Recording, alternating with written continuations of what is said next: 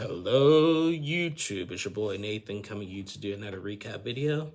Today we are talking 90 Day to Single Life Season 5 Episode 13, The Act of Orbiting.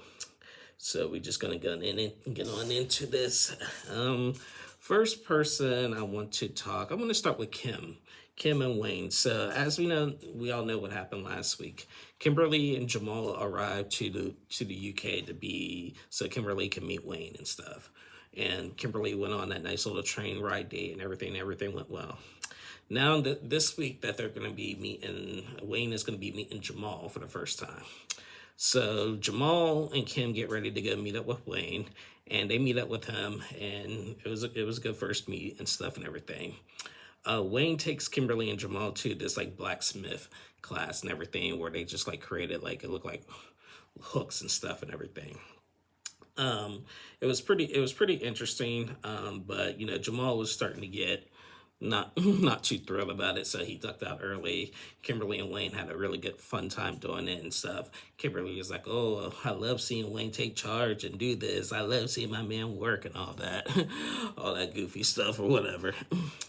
So later, the plan is that Kimberly is going to be meeting Wayne's daughters at a club or whatever. Now, Kimberly and Jamal have a really deep, intense conversation on a car ride. After that, Kimberly wants to kind of tell them about her adopted children. And I'm just thinking, like, for what? Like, why now? Now, I do have a different perspective, like I said in my last video on things. I know production is making her do that for the storyline, possibly. But still, like, come on. Like, if you've been talking to this guy for months and stuff and everything, why do you have to tell him? I know it's something that Kimberly says that you don't want to tell something like that over the phone.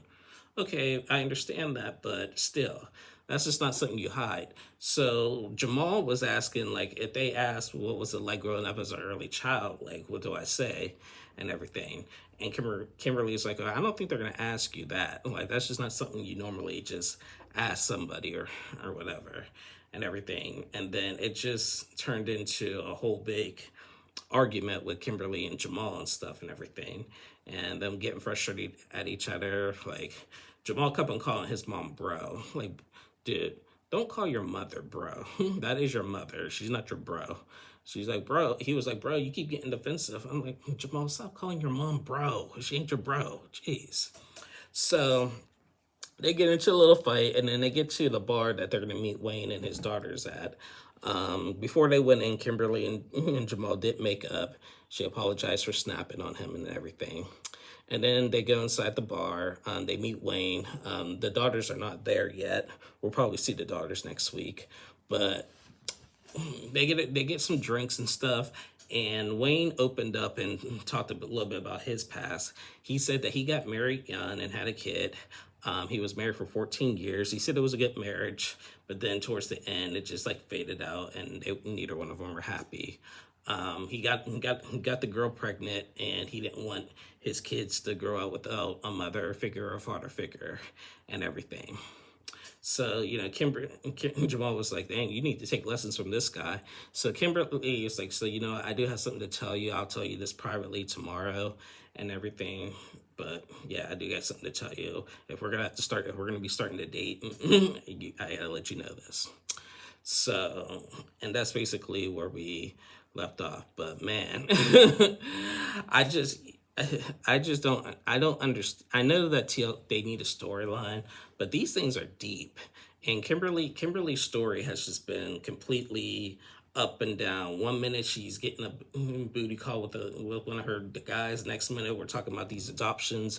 Then the next minute we're talking about Wayne. Then we're back to the adoptions. Then Wayne and adoptions. And Wayne. It's her storyline this season her storyline this season has been so draining, and it's kept us on our toes and wondering what's going to happen.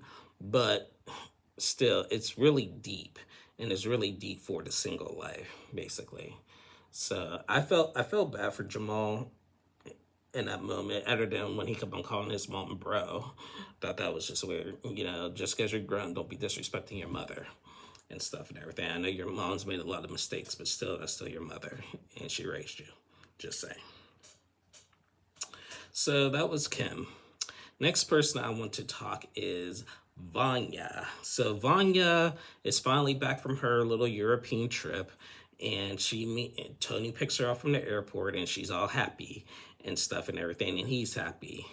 Um, After them fighting, arguing last week about Tony always blowing her up and everything, accusing her of doing this, and that, and everything, Vanya said that she went on another like tour. Did like every time she went out, it was like touristy events or whatever, and everything. And she said that since she was at the tours, all these tours extractions, her and Tony's relationship got better and stuff. They trusted each other a little bit more, and there was less arguments and stuff and everything. So she arrived back to the United States. He picked her up, and they go back. They go back home, and they're ready to, they talk, and they're ready to finally get the groove on and stuff. Now, on Between the Sheets, Vanya said that they went to bed that night, but they weren't intimate that night. But a few days later, they were intimate and stuff. And she said that she hasn't obviously been intimate that long. That's one thing I will respect about Vanya is that she is really careful when it comes to her intimacy.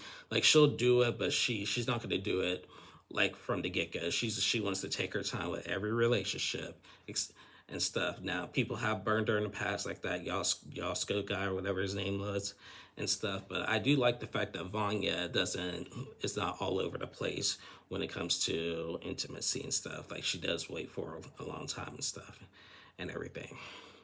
So now Vanya's going to be meeting this Tony's guy's parents and stuff. She brought flowers. She came over to his house and brought some flowers and cupcakes. The cupcakes got a little mushy, but she managed to save one good one for the mother and stuff and everything.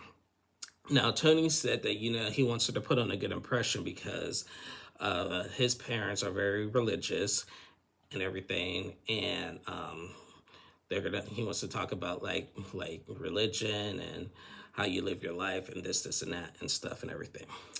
So Vanya opened up about something pretty deep. She said that she grew up like in a country that like she was like a war baby basically, where she was living in a country that just had like really big religious beliefs and religious wars and stuff and everything. And I forget what the country's name was and everything, but it's like divided now into like multiple different names of the country and stuff. And so like she said that like people who thought you were your neighbors just became your enemies and stuff and everything. So she has like drifted away from like church and religion because what she grew up with, and she says she's almost lost her life like in situations because of this when she was younger and stuff. And I'm just thinking that is deep. That is deep and stuff. Now, what I've noticed, because I'm a man of God. Look at my shirt. You need Jesus. But I'm a man. I'm a man of God myself. But here in America, I try not to let I think just my personal thing is that just have a great relationship with God. Just pray for a good day. Pray through the good times. Pray through the bad times. Go to church, read the Bible, and be a good person. That's basically like for at least for me, and other people may feel different, but that's the way I'm just basically was brought up and taught when it came to religion. And it doesn't matter what religion it is. It's just more so about being a good person, being what your God tells you wants you to be and stuff and everything. So, and some of these things when you hear about like religious wars and stuff, it's sad to hear because it shouldn't be like that. We serve one God, and I think that no matter what your beliefs are and everything, you shouldn't lose your life because of this and stuff. And now, like I said, I do know like other religious cultures have like different rules and how they do things and stuff compared to mine. But it's still. So anyway, Tony's parents arrived to the house, and I'm just now noticing that Tony's Indian. Just now noticing that in the Indian culture or whatever, and his parents were really nice and everything. His mom said that she actually does dancing, and she does like some like kind of like different style of dances, and that she even does it in her church and stuff and everything.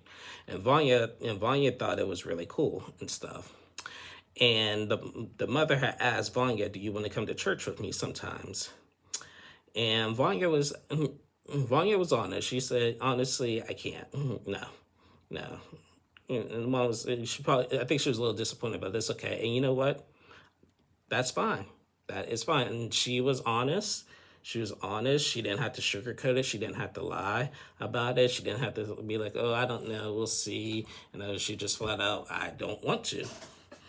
And I really respected Vanya for that. So, that's basically where we left off. I respected that. Now, judging by the previews of next week, looks like her and Tony are going to be trying to find a house together. Yeah, let's see how well that lasts, how good that lasts, basically. So, yeah. So, yeah, that was Vanya and Tony. Next person I want to talk is freaking Colt and Courtney. This is weird and disturbing. So last week we seen Courtney pick up Cole from the airport because Cole had to come back to Orlando to get surgery from this doctor and everything. It's been some months now, and Courtney's still been taking care of Cole because she still has that guilty conscience on her. Now, Courtney, we seen this episode Cole living with this chilling with this guy named Phil. And at the start, we're just thinking this random guy is helping Cole out. No, that's not the case. He is helping him out and everything. But come to find out, this old guy named Phil, by the way, he's 66 freaking years old, is now Courtney's new boyfriend. Seriously. And Colt is living with Courtney and this Phil guy. Courtney moved in with Phil, but she still wants to take care of Colt. Let that sink in for a little bit.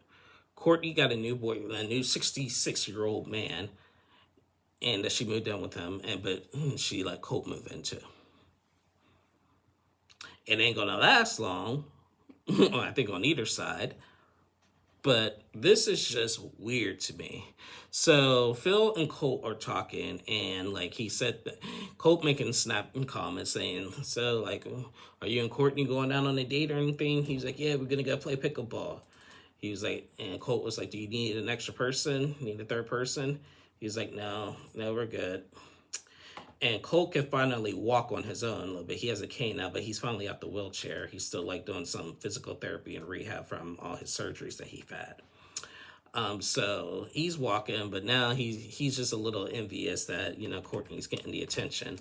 But how is this Phil guy? I mean, again, he is 66 years old, like still comfortable with this. He says, this is weird and this is not ideal, but Courtney did say that she felt responsible for him when he fell and stuff, and that he needs help, and she didn't want to keep dragging him back and forth out of hotels and stuff. He also said that Courtney kept on going over to hotels with him and everything, and that was making me uncomfortable. So okay. You didn't want her driving back and forth to him to motels because they're afraid they're going to do something. So to improve the situation, you're just going to allow him to move in, move into your house. I mean, this is just weird. I just don't understand why people do this. Like, I don't understand why some of these girls do this. Like, why do you have a new boyfriend, but you're bringing your ex into your new boyfriend's house? I know you still feel like you want to take care of him, but this is weird. This is the weird stuff I'm be talking about and everything. And it's not, and I don't want to hear, oh, this is not a production thing. This is not no production thing. This stuff is weird. I don't understand the people who do these weird things with their partners and stuff and everything. So So anyway, Phil and Courtney go out and play pickleball and everything, and they had a conversation about Colt and stuff. Courtney says Phil is always ready to be intimate. He doesn't need any pills or nothing. He's just ready to go. She says that, hey, you want to do it? And he'd be like, yep, let's go. And he's quick, like, oh, okay, and everything. She said they met at a bar and stuff, and she said that, I think she said on Between the Sheets that, like, on if him being this old and everything, he won't see enough to see another girl somewhere else, based on something like that. I'm just like, and Courtney does like older guys, because we seen when I've seen her in previous seasons on 90 Day Diary, she's always like saying that she prefers to be like with an older man and stuff. So this is actually more of her type and stuff and everything. It's weird because we find out that her dad is only, or her mom or dad are only 1 year older than this guy. Hey, whatever floats your boat, Courtney. Whatever floats your boat. But Courtney and Phil had a conversation, and they're gonna be kicking Colt out pretty soon, because he's just like, I don't want. I feel like Colt is overstaying his welcome, basically, and after he can finally walk on his own and everything and take care of himself, like you're gonna have to cut off all communication with them. That's just weird and stuff and everything. And yes, it is. On Between the Sheets, Colt said that Phil and Courtney have already broken up and gotten back together multiple times over this reason and stuff and everything, and it's just all coming to a head, and we'll see how it finishes out next week and stuff. I mean, this is just weird. This is just so weird. I mean, I like I said, Courtney's a nice person for doing what she's doing to Cole, but this is just he's just really lounging off of her. He really is. Like I don't know how he does it. I really don't know how he does it. Now, when we talk about these couples, and this is something I need to make clear. We talk about like all these weird men on the show, like the Colts, the Genos, Rick from B90, and like Ed and stuff and everything. We talk about how creepy and weird that these guys are and stuff and everything. But we talk when we talk about these couples, we talk about them in the relationship aspect and everything. When I do these reviews, I'm judging the relationship. I'm not judging them as people and stuff. There are some 90-day people that I judge as that are judgeable as people, but we mostly judge these people as from the relationship aspects. Most of them are really great people than what we see on TV and stuff. I know probably Emma is a good person when she's not in a relationship. Who else? I know that Colt probably is a nice guy when he's not doing relationship stuff and everything. And I know a lot of personal people who are great, who are my best friends and stuff and everything, but they're not best in relationships and stuff. There's just a lot of people like that. But so I want to make this clear: we're judging these relationships, but we're not judging them as people and stuff. I'm sure Gina is a great person outside of the relationship aspect. Same with Sophie and Liz and all of them and stuff. Now, certain people I think that are not good, that are not good people. Like I'm gonna predict a little bit. Now, I was gonna say Andre, but Elizabeth says that Andre is one of the nicest guys off the TV screen or whatever. But I still say Andre. But I know for sure Adnan, Adnan, he's not a nice person out of the relationship. Same with Muhammad, from Danielle Muhammad and stuff. He's not a nice person, not a good person outside of the relationship and stuff. So I mean, but those are just examples. But but like I said, when we do these recaps, we're judging the relationship out of these couples, but we're not judging them as people and stuff. So we have to make that clear. But anyway, that was Courtney and Colt. And the last couples I want to talk is Sophie and Pedro. So, on Between the Sheets, they had a bonus footage of Liz and Vea as well. So I'll talk about Liz and Vea first. Liz and Vea went on another date. Now, Vea is still taken back when Liz a few weeks ago said that she's talking to another guy at home and stuff and everything. But Liz and Vea went to go play ping pong and everything, and they talked about their sexual, like they made like a bet, like he made a stupid bet and said that Vea said that, Liz, if I win this game of ping pong, you have to run around the beach naked or something like that or whatever. And she was like, I probably will get arrested if I did that. And then they just started asking inappropriate questions like, where's the craziest place you've been intimate? Like, would you like make a video? Some weird stuff like that. Whatever. It's just kind of disturbing that need to know all them details and stuff. But then later we seen Vea and Pedro have a conversation, and Vea is still really upset about Liz having another guy and everything. He's just thinking, why is he here? And stuff. So Pedro is saying, well, Sophie did the same thing. Sophie just went on a date with another guy and stuff and everything. So like what are we doing here? So then they were there for each other. So then finally we seen Pedro and Sophie finally have a conversation about it. They meet up, they open up some coconut and stuff to drink, and Pedro asked, like, how was your date and everything? She said it was all right. And she's like, did you kiss him and stuff and everything? And she's like, why are you asking me these questions? I'm like, because I want to know. And she's like, yeah, I kissed him. And he's just like, are you serious? Like, I invite you to my country and you leave me and go kiss another guy and stuff and everything.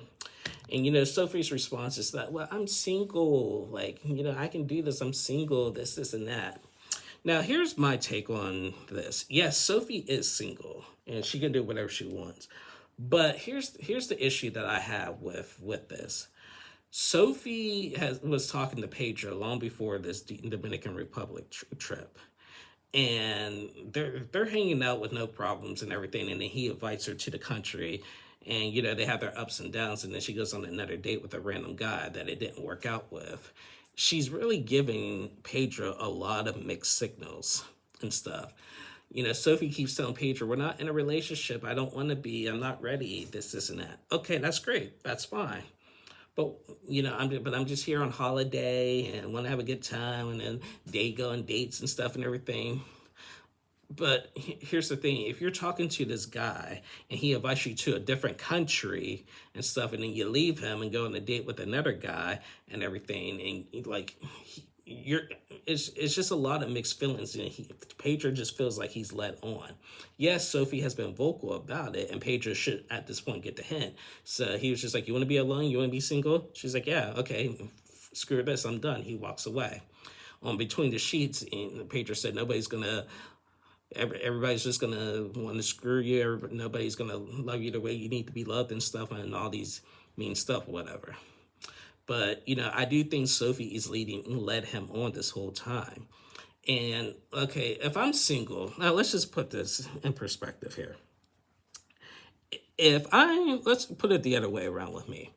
If I'm talking to a girl, and we're just talking, we're not in a committed relationship yet. But we're hanging out. We're talking about it that we could be in the future. We're hanging out. We're gonna go on a trip, and if the trip goes well, we'll make it official. We go on a trip. I'm not. There's gonna be some hard days. I'm not gonna be down there. Chasing other women. I'm going to be there to have a good time with the person who invited me. That's what we came to do. Like, you invited me down here. Let's be down here together with no problem and everything. Like, we're going to have ups and downs, but this is the test to do it. I don't want to get down there. I'm not going to get down there and just say, oh, I'm single. I just want to start mingling with other people. Oh, I'm not ready. Because if I really wasn't ready, I would just tell her flat out, you know what?